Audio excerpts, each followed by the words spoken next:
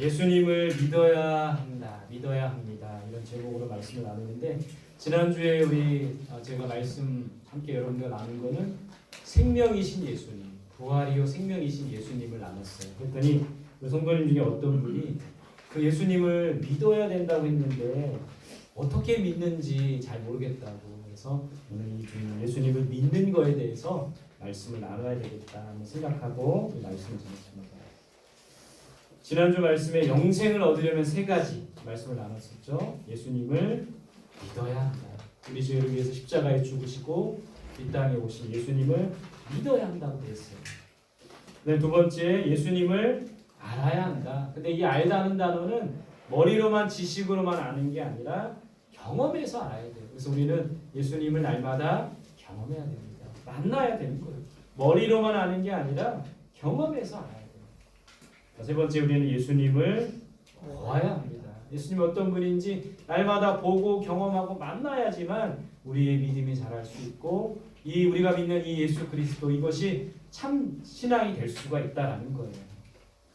자, 그렇다면 오늘 우리가 믿음에 대해서 한번 생각해 봤으면 좋겠어요. 믿음이 무엇인가? 교회 용어 사전에는 이렇게 돼 있어요. 우리 같이 한번 읽어볼게요. 시작. 신앙의 대상을 인식하고 신뢰하는 전인격적 행위, 곧 단순한 지식의 차원을 넘어 구주 예수를 삶의 주인으로 인정하고 삶의 방향을 그분에게로 전환하며 모든 것을 이루시는 분은 오직 하나님이심을 신앙하는 것을 말합니다. 자, 믿음이라는 게 생각보다 복잡해요. 쉽지가 않습니다. 정리해 보면 신앙의 대상을 인식하고 신뢰하는 것. 그러니까 우리가 이 믿는 대상을 인식하고 신뢰하는 거예요. 그러니까 믿는 대상 하나님이시겠죠. 하나님을 인식하고 그분을 신뢰하고 믿고 따르는 것이 참 신앙입니다. 또 이 믿음이라는 것은 예수님을 삶의 주인으로 인정하는 것이에요. 내가 내 삶의 주인이 아니라 주님이 우리의 삶의 주인입니다. 그래서 예수님을 우리가 주님이라고 하잖아요. 주님이라는 말은 주인이라는 거 아니에요. 그래서 우리 삶의 주인이 주님이심을 인정하는 것이 참 믿음이라는 겁니다. 또 오늘 교회 용어사전에 보니까 모든 것을 이루시는 하나님을 신뢰하는 것. 하나님을 신뢰하는데 하나님이 이 모든 것을 이루어신다는 거예요. 우리의 삶 속에 어려움이 있어도 고난이 있어도 힘든 일이 있어도 잘 풀리지 않아도 하나님이 모든 것을 이루어 가신다. 이것을 믿는 것이 참 믿음입니다. 오늘 이 찬양이 저에게 참 은혜가 됐어요. 그럼에도 불구하고 마음속에 어려움이 있을 때 우리 여러 가지 어렵고 힘든 일이 있어도 그럼에도 불구하고 우리를 사랑하시고 우리와 함께 하시는 이 찬양이 저에게 굉장히 위로가 됐어요. 마찬가지로 이 믿음이라는 것은 모든 것을 이루시는 하나님을 신뢰하는 것, 그것이 믿음이라는 겁니다. 계속해서 설명하고 있어요. 교회 용어사전에 보면 우리 어린아이들이 한번 읽어봅시다. 시작. 그런데 이 믿음은 구원에 이르는 유일한 방법으로서 이 같은 믿음은 인간 스스로의 노력으로 주어지는 것이 아니라 하나님의 전적인 은혜, 곧 그분의 주권적인 선물로 주어지는 것이다. 자, 이 믿음이라는 것은 구원에 이르는 유일한 방법이래요. 그래서 믿음으로 구원받는다고 했잖아요. 에베소서 2장에 보면 그 은혜를 인하여 믿음으로 구원을 얻는다. 믿음으로 말미암아 구원을 얻는다. 구원에 이르는 유일한 방법이 바로 이 믿음이라는 겁니다. 또 믿음이라는 것은요, 인간의 노력으로 얻어지는 것이 아니에요. 우리가 노력하면 모든 것을 얻을 수가 있습니다. 노력하면 좋은 성적도 얻을 수 있고, 노력하면 돈도 벌 수 있고, 노력하면 사랑도 얻을 수 있고, 노력하면 모든 걸 얻을 수도 있지만 믿음이라는 건 우리가 노력해서 얻을 수 있는 것이 아니라는 거예요. 이것은 하나님의 은혜로 주어진다는 겁니다. 선물이라는 거예요. 값없이 우리에게 주시는 하나님의 선물이라는 겁니다. 믿음은. 그래서 믿음은 우리가 애쓰고 노력해서 스스로 얻어지는 것이 아니에요. 하나님의 은혜예요. 그래서 날마다 우리는 이 믿음을 하나님께서 주시도록 하나님의 은혜를 구해야 되는 겁니다. 자, 어른들이 한번 읽어주실까요? 시작. 따라서 믿음을 소유한 자는 항상 그리스도와 인격적으로 교제하며 겸손히 그분의 도우심을 소망해야 한다. 그리고 삶을 통해 그 믿음을 확증하며 때론 주님을 위해 고난에 동참하고 끝까지 인내하며 주님의 재량을 배방할 수 있어야 한다. 자, 믿음을 소유한 자는 어떻게 해야 된대요? 항상 그리스도와 인격적으로 교제하고, 인격적이라는 거는 여러분 사람과 사람이 교제하듯이, 그러니까 여러분 우리 조상들은 나무 큰 마을에 있는 큰 나무 밑에서 음식을 차려놓고 빌었잖아요. 그죠? 정한수를 떠다 놓고 빌었잖아요.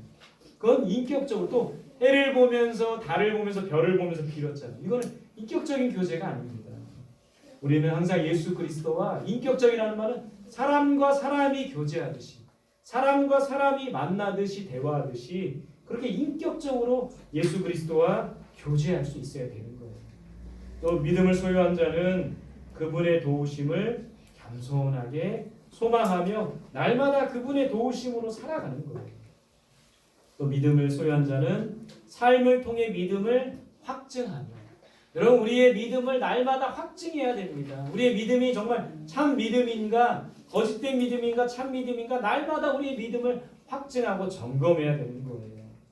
또 그 믿음을 소유한 자는 주님을 위해 고난을 동참합니다. 여러분 우리가 믿음을 갖는 거는 잘 먹고 잘 살고 복 받기 위해서만 믿음을 갖는 게 아니에요.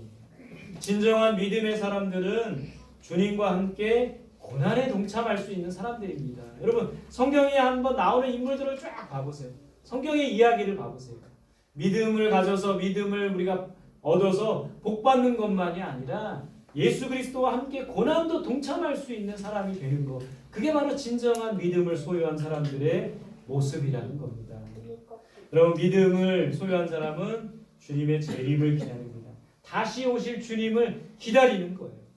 예수님께서 이 제자들에게 하늘로 올라가시기 전에 마지막 제자들에게 내가 하늘로 올라간 그대로 이 땅에 다시 올 것이다. 그 주님의 재림을 기다리는 사람들이 바로 믿음을 소유한 사람이라는 겁니다. 자, 우리가 이렇다면 믿음에 대해서 쭉 살펴봤는데 무엇을 믿어야 하나? 믿음의 대상이 중요합니다. 무엇을 믿어야 합니까? 따라합시다. 창조주 하나님. 하나님을 믿어야 돼요. 근데 하나님께서 이 세상 모든 만물을 창조하시고 다스리시는 분이라는 것을 믿어야 된다는 거예요. 우리를 만드시고 우리를 다스리시고 우리의 삶을 이끌어 주시는 분이 하나님이시다. 그것을 믿어야 돼요. 자, 두 번째는 따라합시다. 구원자 예수님. 우리가 믿어야 할 대상은 예수님께서 우리를 구원하신 분이라는 걸 믿는 거예요. 십자가에서 죽으심으로 우리의 모든 죄와 사망의 권세로부터 이기게 하시고 구원해 주시는 분이 바로 예수님이라는 것. 그것을 믿는 거예요. 마지막 세 번째 따라합시다. 보혜사 성령님. 보혜사가 뭡니까? 보살피며 은혜를 베풀어 주시는 분이 보혜사예요. 그래서 여러분 우리 성령님께서 우리를 보살펴 주시고 우리를 도와주시고 우리에게 은혜 베풀어 주시는 분임을 믿는 것. 그게 바로 믿음의 대상. 결국에는 우리가 믿어야 할 대상은 삼위일체 하나님입니다. 창조주 하나님, 구원자 예수님, 보혜사 성령님. 이 삼위일체 하나님을 믿는 것이 바로 우리의 믿음의 대상이라는 거예요. 자, 믿음은 우리에게 무엇을 줍니까? 믿음이 왜 필요합니까? 믿음을 우리가 가질 때 어떤 유익이 있는 건가요? 첫 번째, 우리가 구원을 얻는 겁니다. 영생을 얻게 하는 거예요. 말씀 한번 읽어볼게요. 시작. 예수께서 돌이켜 그를 보시며 이르시되 따라 안심하라. 내 믿음이 너를 구원하였다 하시니 여자가 즉시 구원을 받는다. 여러분 믿음이 구원한다. 여러분 따라 안심하라. 믿음이 너를 구원하였다. 믿음이 우리로 하여금 구원을 얻게 한다라는 거예요. 두 번째, 이 믿음은 모든 것을 가능하게 합니다. 읽어보세요. 시작. 예수께서 이르시되 할 수 있거든이 무슨 말이냐? 믿는 자에게는 능히 하지 못할 일이 없느니라 하시니. 자, 귀신 들린 아이를 아버지가 데려왔습니다. 예수님의 제자들은 고치지 못했어요. 예수님께 데려왔습니다. 이때 이 아버지가 이렇게 말합니다. 믿음 없는 것을 도와주세요. 예수님 뭐라고 하세요? 할 수 있거든. 할 수 있으면 이 아이를 고쳐주세요. 그때 예수님 하신 말씀이 믿는 자에게 할 수 있거든이 무슨 말이냐? 믿는 자에게는 능히 하지 못할 일이 없느니라. 여러분 예수님께서 성경에 많은 사람들을 고치시고 회복하셨어요. 근데 그 사람들에게 예수님의 권능과 능력으로 고치셨지만 그 병자들, 그 고침을 받은 사람들에게 한 가지 요구한 게 있습니다. 그게 뭡니까? 바로 그들의 믿음이라는 거예요. 믿음이 우리로 하여금 구원을 얻게 하고, 믿음이 우리로 하여금 병을 낫게 하고, 믿음이 우리로 하여금 어렵고 힘든 일을 헤쳐나가게 하고, 믿음이 고난도 이기게 하며 믿음이 우리의 모든 삶을 형통하게 한다는 것이죠. 그래서 우리에게 하나님께서 요구하시는 단 한 가지는 뭐냐면 바로 우리의 믿음이라는 거예요. 믿는 자에게는 능히 하지 못할 일이 없느니라. 여러분, 우리의 삶 속에 불가능하다고 생각하는 일, 하나님을 믿고 하나님을 의지할 때 모든 것을 불가능을 가능케 하시는 하나님을 경험해야 된다는 것이죠. 믿는 자에게 능히 하지 못할 일이 없느니라. 그 하나님의 은혜를 경험할 수 있기를 소망합니다. 세 번째는 믿는 자는 하나님을 기쁘시게 할 수가 있어요. 말씀 읽어봅시다. 시작. 믿음이 없이는 하나님을 기쁘시게 하지 못하나니 하나님께 나아가는 자는 반드시 그가 계신 것과 또한 그가 자기를 찾는 자들에게 상 주시는 이심을 믿어야 할지니라. 믿음이 없으면 하나님을 기쁘시게 할 수 없나니, 못하나니, 우리가 하나님을 믿을 때 무엇보다 하나님을 기쁘시게 할 수가 있어요. 하나님께서 우리를 보면서 가장 기뻐하시는 것은 우리가 믿음을 갖고 하나님을 의지하며 나아갈 때라는 거예요. 믿음을 통해 하나님을 기쁘시게 할 수가 있어요. 또 우리가 믿음을 통해 하나님의 자녀가 될 수 있는 거예요. 같이 봅시다. 시작. 너희가 다 믿음으로 말미암아 그리스도 예수 안에서 하나님의 아들이 되었으니, 믿음으로 말미암아 그리스도 예수 안에서 하나님의 아들이 되었다. 그러니까 우리가 믿음으로 하나님의 자녀가 될 수 있는 거예요. 믿음을 가질 때 구원을 얻습니다. 믿음을 가질 때 모든 것을 가능하게 할 수 있어요. 믿음을 가질 때 하나님을 기쁘시게 할 수가 있습니다. 믿음을 가질 때 하나님의 자녀가 되는 거예요. 그 믿음을 소유하는 우리 모두가 되시기를 소망합니다. 근데 여러분, 이 믿음에는 참된 믿음이 있고 거짓된 믿음이 있다는 거예요. 우리가 믿기만 하면 되는 것이 아니라 우리의 믿음 속에는 참된 믿음이 있고 또 거짓된 믿음이 있다라는 겁니다. 그래서 우리의 믿음이 참된 믿음이 되어야 된다는 거예요. 참된 믿음이라는 것은 과연 어떤 것일까요? 참된 믿음은 형식적인 것이 아닙니다. 아무리 우리가 믿음이 있다고 하고 믿음을 가졌다고 하지만, 믿음으로 이렇게 예배 자리에 나와 예배 드린다고 하지만 우리의 믿음이 참된 믿음이 아니면, 참된 믿음이 아니라 거짓된 믿음이면 아무 소용이 없는 겁니다. 근데 참된 믿음은 형식적인 믿음이 아니라는 거예요. 저 그림에 보는 사람 누구입니까? 바리새인들이죠. 율법주의자들이죠. 제사장과 같은 사람들이죠. 이 사람들은 진정한 믿음을 갖고 살아간 것이 아니라 형식적인 믿음을 가졌어요. 형식적인 예배를 드렸습니다. 형식적으로 하나님 앞에 기도합니다. 형식적으로 예물을 드렸어요. 여러분, 우리가 이 예배 자리에 나와서 이 시간 하나님 앞에 예배 드리는 거, 하나님 앞에 헌금하는 거, 하나님 앞에 기도 드리는 거, 찬양하는 거, 절대 형식적인 것이 되면 안 돼요. 형식적인 예배가 아니라 진정한 마음에서 우러나오는 참된 믿음의 기반을 둔 예배가 되어야 된다는 것이죠. 여러분, 우리가 10년, 20년 평생 예배드리지만 형식적인 믿음은 안 된다는 거예요. 형식적인 믿음이 아니라 참된 믿음을 가질 수 있기를 바랍니다. 여러분, 참된 믿음은 말로만 믿지 않습니다. 말로만 믿는 것이 아니라는 거예요. 야고보서 2장 17절입니다. 시작. 이와 같이 행함이 없는 믿음은 그 자체가 죽은 것이다. 말로만 믿으면 안 되는 거예요. 복음서에서 이런 말씀 주셨죠. 주여 주여 하는 자마다 다 천국에 들어가는 것이 아니요. 여러분, 우리의 믿음이 말로만 믿으면 안 되는 거예요. 주여 주여만 해서는 안 되는 겁니다. 우리의 믿음은 행함도 있어야 되는 거예요. 행함이 없는 믿음은 그 자체가 죽은 것이라고 했습니다. 믿음이 있다면 믿음으로 살아야 돼요. 믿음으로 행해야지만 참된 믿음이 될 수가 있는 겁니다. 여러분, 참된 믿음은 나로부터 오지 않습니다. 우리 서두에도 언급했죠. 나 스스로 노력해서 이 믿음을 얻는 것이 아니라는 거예요. 참된 믿음은 나로부터 나오는 것이 아니라 하나님이 우리에게 은혜로 주신 선물이어야 되는 겁니다. 그래서 날마다 그 믿음을 구해야 하는 거예요. 여러분, 우리 믿음에는 참된 믿음이 있고 거짓된 믿음, 잘못된 믿음이 있습니다. 잘못된 믿음에 거하게 되면 우리가 이단에 빠질 수밖에 없는 거예요. 이번 주 중에 이제 제가 우리 설교를 하고 이 영상을 찍어서 유튜브에 이렇게 올려요. 유튜브에 올리면 제 채널이 있습니다. 채널 여러분들 한번 오셔서 구독하시고 좋아요도 한번 눌러주시기 바랍니다. 근데 네? 저도 유튜버예요, 유튜버. 근데 이제 우리 교인은 아니지만 이 설교를 듣는 어떤 분이 저한테 상담을 했어요.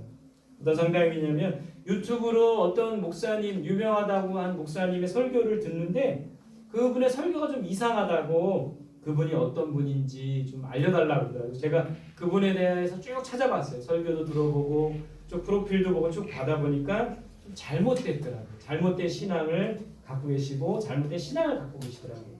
그러면서 그분에게 쭉 상담을 해주면서 그런 분의 설교를 듣지 말고 이런 목사님의 설교를 들으시면 좋을 것 같습니다. 상담을 해줬어요. 그러면서 제 생각이 정리가 된 게 뭐냐면 우리가 잘못된 믿음에 빠지지 않으려면 세 가지 중심의 신앙생활을 해야 돼요. 그게 뭐냐면 첫 번째는 말씀 중심의 신앙입니다. 말씀을 무시한 채 어떤 영적인 은사나 기적이나 능력을 강조하면 잘못된 이단으로 빠질 수 있는 겁니다. 그래서 우리 성도님들이 말씀 중심의 신앙을 해야 돼요. 이 믿음을 말씀이라는 토대 위에 믿음에 세워나가야 된다는 것이죠. 여러분 꼭 기억하세요. 그래서 말씀이 중요한 겁니다. 말씀을 잘 듣고 말씀을 암송하고 말씀을 읽는 것이 중요합니다. 그 위에 우리의 믿음을 더해야지만 말씀 중심의 신앙이 되어야 되지만 잘못된 길로 빠지지 않게 되는 거예요. 두 번째 제가 정리한 거는 예수 그리스도 중심의 신앙이에요. 내 중심적인 신앙을 하면 안 돼요. 많은 사람들이 이단에 빠지고 또 이단인이 되는 건 뭐냐면 내가 그리스도가 되는 거예요. 내가. 예수 그리스도가 계신데 내가 그리스도고 내가 예수다. 내가 재림 예수다라고 말하는 사람들. 그런 사람들은 다 이단이라는 겁니다. 그래서 우리는 예수 그리스도 중심의 신앙을 해야 되는 거예요. 마지막 세 번째는 정리한 건 뭐냐면 교회 중심의 신앙을 해야 되는 거예요. 이단들은 기존 교회들을 과도하게 비난합니다. 잘못됐다고 해요. 오히려 이 기존 교회가 거짓 믿음이라고 이야기를 합니다. 물론 여러분 저도 목사이지만 기존 교회들이 잘못하는 것들이 많이 있어요. 또 목회자들도 잘못하는 것들이 많이 있습니다. 그래도 이 교회와 목회자들은 주님의 몸이고 주님이 세우신 교회라는 거예요. 여러분 이 땅에 한번 눈 씻고 한번 찾아보세요. 잘못되지 않은 교회, 부족함이 없는 교회는 이 땅에 아무 교회도 없습니다. 연약하지 않은 교회는 이 땅에 없다는 거예요. 완벽한 교회, 완전한 교회는 이 땅에 없다는 겁니다.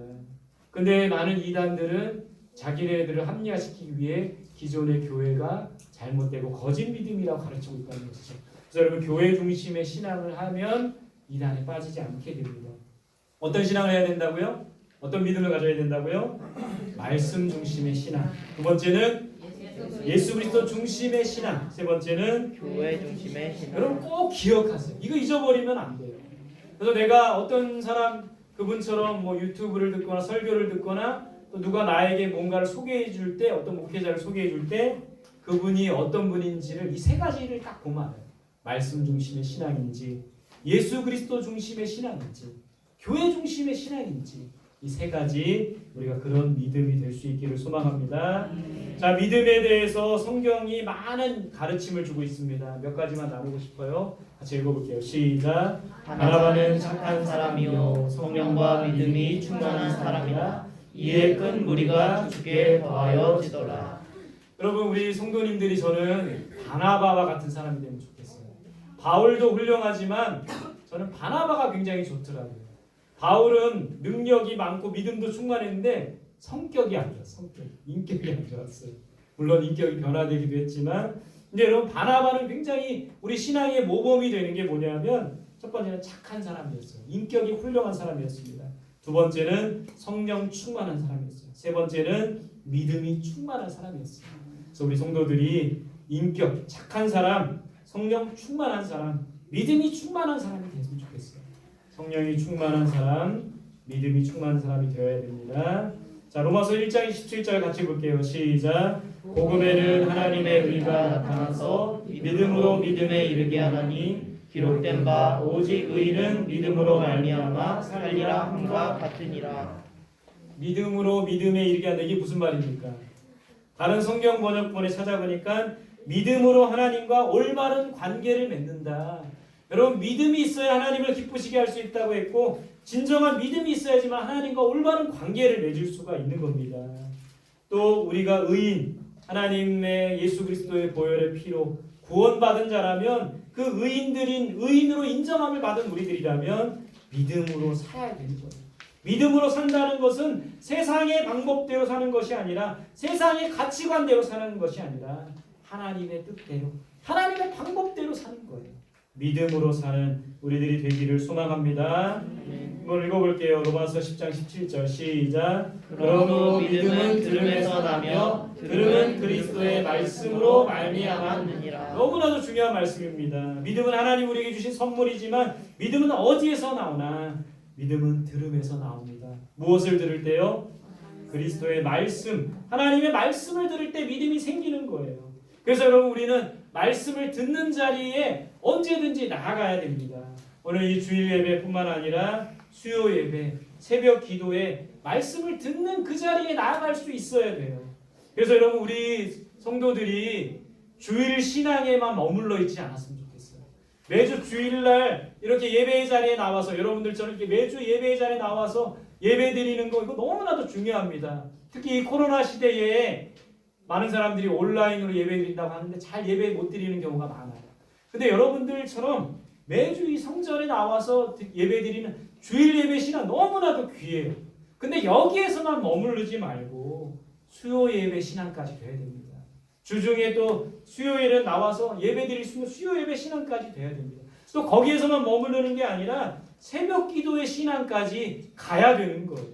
매일매일 하나님, 꼭 새벽 기도회를 못 나온다 할지라도 매일매일 내가 말씀을 읽고 묵상하고 큐티할 수 있는, 매일매일 하나님이 주시는 은혜를 맛보고 경험할 수 있는 그런 신앙에까지 이르러야 된다는 것이죠. 우리 고난주간에 특별 새벽 기도 했습니다. 어느 때보다 많은 분들이 오셨어요. 근데 그분들이 특별 새벽 기도 끝나고 나올 줄 알았는데 안 나오더라고요. 이게 어려워요, 그만큼. 우리의 신앙이 주일 예배 신앙에만 머무르지 말고 수요 예배 신앙에까지, 새벽 기도 신앙에까지도 이룰 수 있어야 되는 겁니다. 믿음은 들을 때 나는 거예요. 들을 때 생기는 거예요. 말씀을 들을 때 우리의 믿음이 자랄 수 있는 겁니다. 그런 우리 믿음의 사람들이 되시기를 간절히 소망합니다. 할렐루야. 약한 자를 정죄하는 게 아니라, 믿음이 약한 자를 비난하는 게 아니라, 너 왜 이렇게 믿음이 약해? 너 새벽 기도도 안 하고 막 이렇게 정죄하고 그 사람을 비난하고 그 사람들의 약점을 꼬집는 게 아니라, 믿음이 강한 자는 어떻게 된다고요? 믿음이 약한 자를 감당해야 됩니다. 우리 교회 안에서 그런 일들이 벌어져야 되는 거예요. 내가 믿음이 좀 강하다고 생각하는 사람은 나보다 믿음이 더 연약한 자를 담당해주고 도와주고 그분을 위해서 기도해주는 모습이 진정한 우리 교회의 모습이고 믿음이 성숙한 사람들의 모습이라는 겁니다.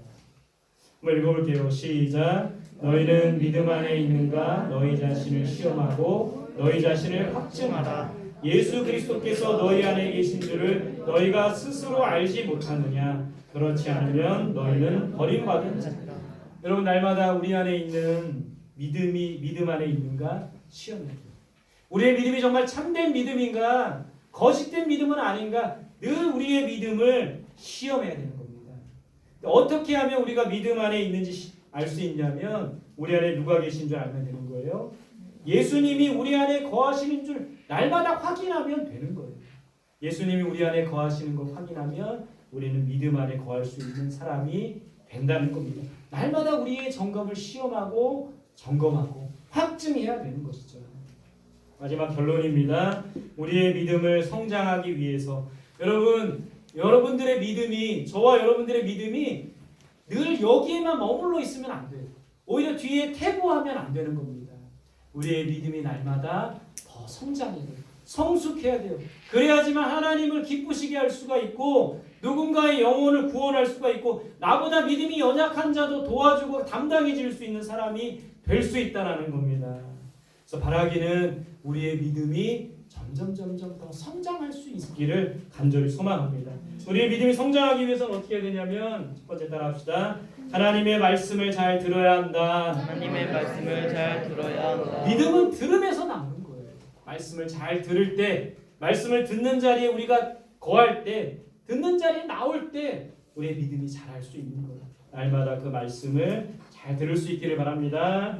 자, 두 번째 따라합시다. 예수님과 함께 동행해야 한다. 예수님과 함께 동행해야 한다. 우리 안에 예수님이 거하시고 우리와 더불어 함께 살아갈 때 믿음이 자랄 수가 있는 거예요. 성경에 보니까 우리의 믿음이 얼만큼 자라야 되냐면 그리스도의 장성한 분량까지 자라라고 했어요. 여러분, 우리의 믿음이 바울을 넘어서 베드로를 넘어서 예수 그리스도의 장성한 분량까지 자라야 되는 거예요. 근데 그 주님이 우리 안에 거하시고 우리와 함께 동행할 때 믿음이 자랄 수가 있는 겁니다. 마지막 세 번째 따라합시다. 행함이 있는 믿음이 되어야 한다. 행함이 있는 믿음이 되어야 한다. 행함이 없는 믿음은 뭐라고 했어요? 죽은 믿음이라고 했죠. 죽은 믿음. 행함이 있는 믿음이 돼야지 참 믿음이 되는 거예요. 그래서 믿는다고 하면 행해야 됩니다. 말씀대로 행해야 돼요. 말씀대로 살아야 돼요. 여러분 성경에 보면 선한 사마리아 이야기 아시죠? 강도 만난 자가 쓰러 있었어요. 근데 이 강도 만난 자를 여러 사람들이 지나쳤습니다. 사마리아인이 만났을 때 사마리아인이 비로소 이 사람을 도와줬죠. 근데 사마리아인 만나기 전에 앞에 누가 지나갔어요? 제사장이 지나갔죠. 지금으로 말하면 누구예요? 목회자죠. 레위인이 지나갔어요. 지금으로 말하면 누구입니까? 여러분들처럼 예배드리는 이 성도들이죠. 그 사람들은 믿음이 있다고 하면서도 이 선한 사마리아 착한 강도 만난 자가 쓰러져 있는데도 다 지나쳐갔어요. 선한 사마리아인만이 이 사람을 도와주었고 이 사람에게 약을 발라주고 이 사람을 도와주었다는 겁니다. 이게 바로 행함이 있는 믿음이라는 거예요. 우리가 말씀을 들었다면, 우리가 하나님의 뜻을 알았다면 그 말씀대로 살아가는 거, 그게 중요한 거예요.